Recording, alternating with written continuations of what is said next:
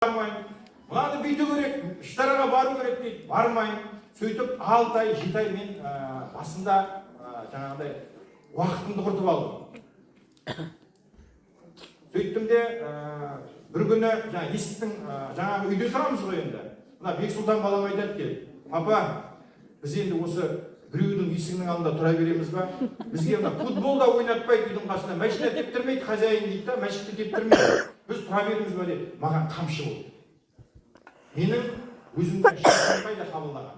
Маған конкретно қамшы болды. Қой, мен не істеп жүрмін?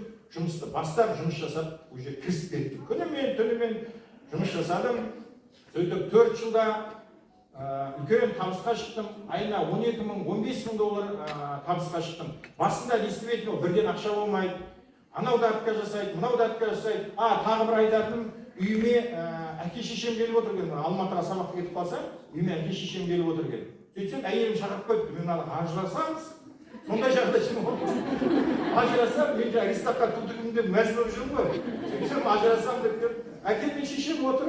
Сосын айтады, ау Серік балам, не болды? Военныйға жұрттың қолы жетпей жатыр. Мынандай должностьты алынмай жүр. Сен тап-таза, үкімет сен жағына, сен дұрыс емессің деп.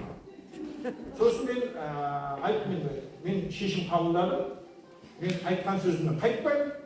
Мен до конца барам дедім. Сол кезде айттым. Мен кейін көресіңдер. Ішімнен да, кейін көресіңдер. Әкеме айттым, өзім ішімнен. Мен сізге әлі пенсия беріп тұрам дедім. Мен сол сетевой бизнеста 10 жыл бойы кейін айған кезде $100 салып тұрдым. 10 жыл бойы.